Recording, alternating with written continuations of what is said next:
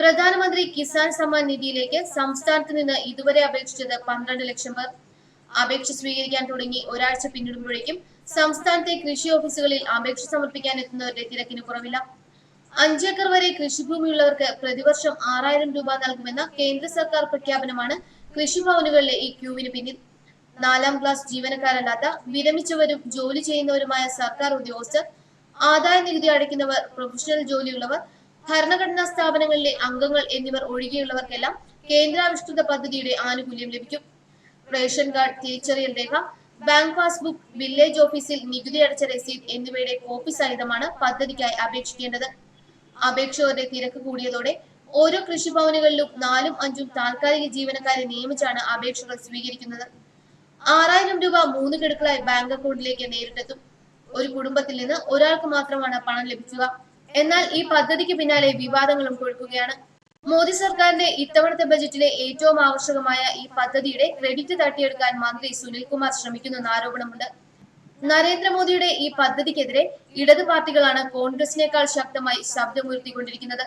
സംസ്ഥാനത്തെ കർഷകർക്ക് മോദി സർക്കാരിന്റെ ഈ ആനുകൂല്യം കിട്ടാതിരിക്കാൻ CPM നേതൃത്വം നൽകുന്ന ഇടതുമുന്നണി സർക്കാർ ശ്രമിക്കുകയാണ്. ആഴ്ചകൾക്ക് മുൻപ് മറ്റ് സംസ്ഥാനങ്ങൾ ഈ പദ്ധതിയുടെ ആനുകൂല്യത്തിനായി അപേക്ഷ സ്വീകരിച്ചപ്പോൾ പിണറായി വിജയന്റെ സർക്കാർ പുറംതിരിഞ്ഞു നിൽക്കുകയാണ് ഉണ്ടായത്. അപേക്ഷ സ്വീകരിക്കുന്ന അവസാന തീയതി ഫെബ്രുവരി 20 ആയിരുന്നു. ഇതിന് 3 ദിവസം മുൻപ് മാത്രമാണ് ഇതു സംബന്ധിച്ച ഉത്തരവിറക്കിയത്. അപേക്ഷിക്കാനുള്ള അവസരം ഇല്ലാതാക്കിയാൽ പദ്ധതി അട്ടിമറിക്കാൻ കഴിയുമെന്ന ദുഷ്ടലാക്കോടെയാണ് സംസ്ഥാന സർക്കാർ പ്രവർത്തിച്ചത്. രാഷ്ട്രീയ വിരോധത്തിന്റെ പേരിൽ പ്രതിയോഗികളെ കൊന്നൊടുക്കുക മാത്രമല്ല, ജനങ്ങൾക്ക് ലഭിക്കേണ്ട അർഹമായ ആനുകൂല്യങ്ങൾ കൂടി ഇക്കൂട്ടർ തട്ടിത്തെറിപ്പിക്കുകയാണെന്ന് BJP ആരോപിച്ചു.